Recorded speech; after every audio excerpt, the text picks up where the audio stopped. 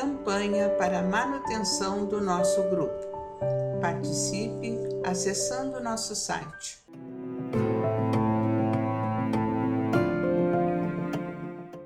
Olá, irmãos, olá, amigos que nos acompanham nesse canal do Grupo Espírita Francisco Xavier. Estamos dando a continuidade na leitura deste livro, Opinião Espírita, psicografia de Francisco Cândido Xavier e Valdo Vieira, sob orientação, de Emmanuel e André Luiz. E estamos agora no capítulo 32. E o capítulo 32 traz o título Tolerância e Coerência. Esse capítulo traz reflexões a partir do Evangelho segundo o Espiritismo, no capítulo 10, item 21. E esse capítulo 10 fala sobre bem-aventurados os que são misericordiosos. E o capítulo 21 traz o subtítulo, uma pergunta, na verdade. É permitido divulgar o mal alheio?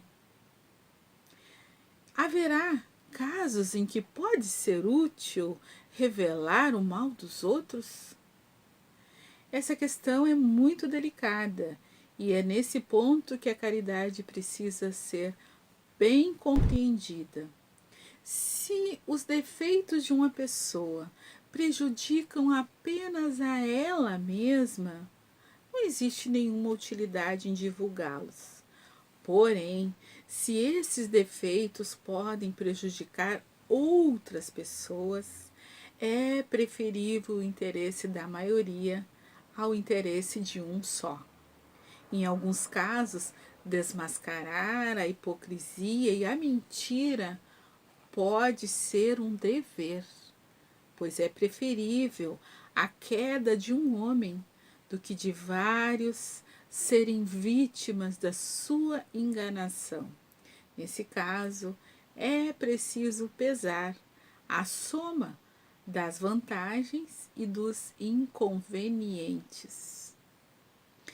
E esse trecho, então, é de São Luís, foi ditado em Paris, 1860. E aí vamos ver o que traz aqui o livro Opinião Espírita. Compreender e desculpar sempre, porque todos necessitamos de compreensão e desculpa nas horas de desacerto, mas observar a coerência para que os diques da tolerância não se esbarrondem, corroídos pela displicência sistemática, patrocinando a desordem. Disse Jesus: amai os vossos inimigos. E o Senhor ensinou-nos realmente a amá-los através dos seus próprios exemplos de humildade, sem servilismo e de lealdade sem arrogância. Ele sabia que Judas, o discípulo incauto, bandeava-se pouco a pouco para a esfera dos adversários que lhe combatiam a mensagem renovadora. A pretexto de amar os inimigos, seria lícito afastá-lo da pequena comunidade a fim de preservá-la, mas preferiu estender-lhe mãos fraternas até a última crise de deserção, ensinando-nos o dever de auxiliar aos companheiros de tarefa na prática do bem, enquanto isso se nos torne possível. Não ignorava que os supervisores do Sinédrio lhe tramavam a perda. A pretexto de amar os inimigos, poderia solicitar-lhes encontros cordiais para a discussão de política doméstica, promovendo recuos e concessões, mas de maneira a poupar complicações aos próprios amigos. Mas preferiu suportar-lhes a perseguição gratuita ensinando-nos que não se deve contender em matéria de orientação espiritual com pessoas cultas e conscientes, plenamente informadas quanto às obrigações que a responsabilidade do conhecimento superior lhes preceitua. Certificara-se de que Pilatos, o juiz dúbio, agia inconsiderado. A pretexto de amar os inimigos, não lhe seria difícil recorrer à justiça de instância mais elevada, mas preferiu aguentar-lhe a sentença iníqua, ensinando-nos que a atitude de todos aqueles que procuram sinceramente a verdade não comporta evasivas. Percebia no sacrifício supremo que a multidão se desvairava.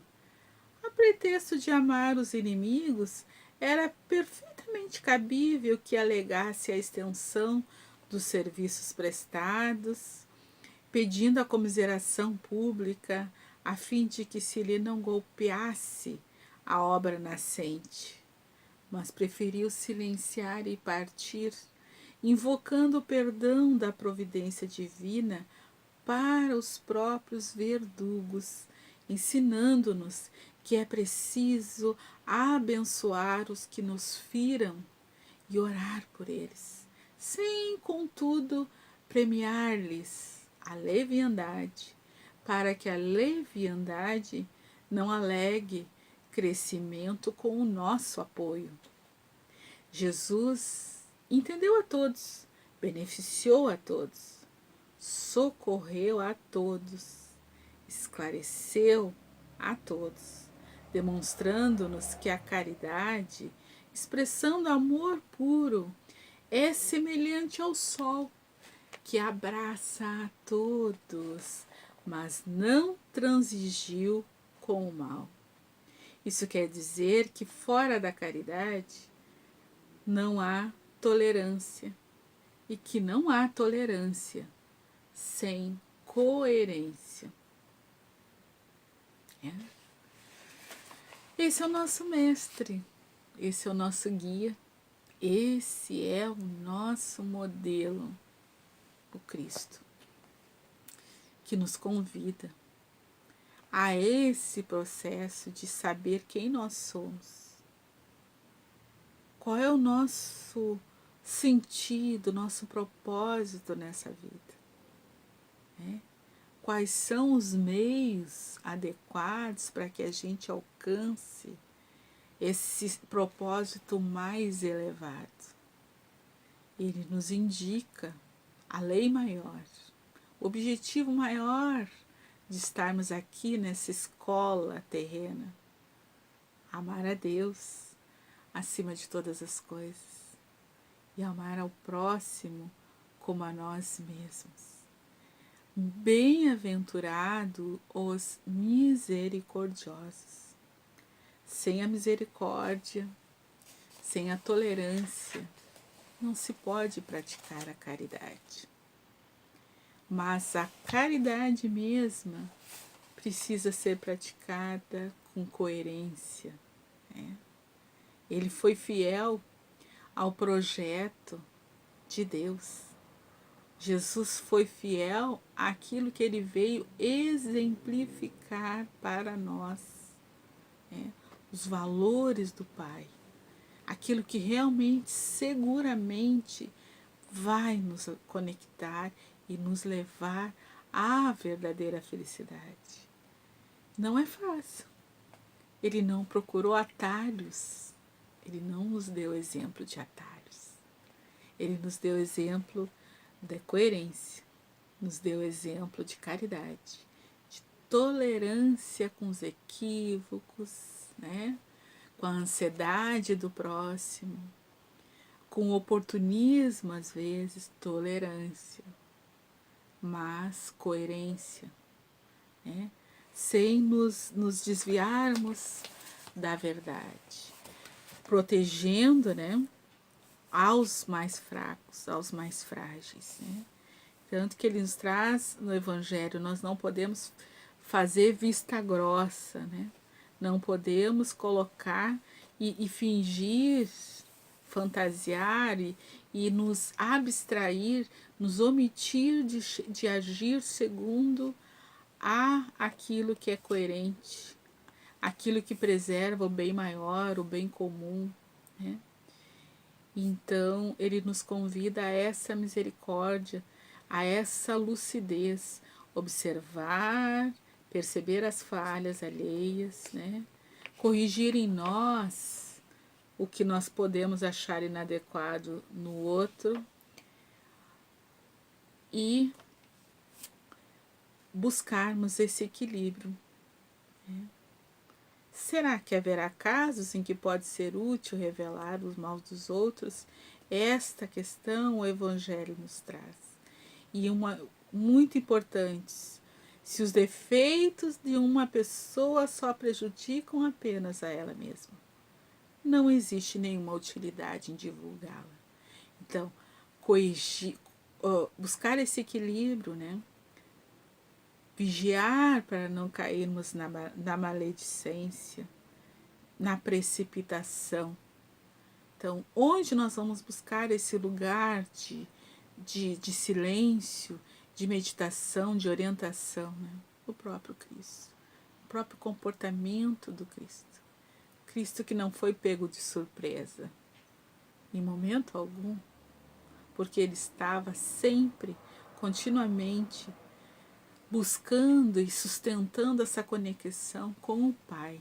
Tanto que ele dizia, eu e o Pai somos um. Então, que possamos buscar e vivenciar essa sintonia com Cristo, para que não nos equivoquemos, para que possamos encontrar essa medida entre a tolerância e a coerência no exercício da caridade. É o nosso desafio. Um abraço a todos, irmãos. Campanha para a manutenção do nosso grupo. Participe acessando nosso site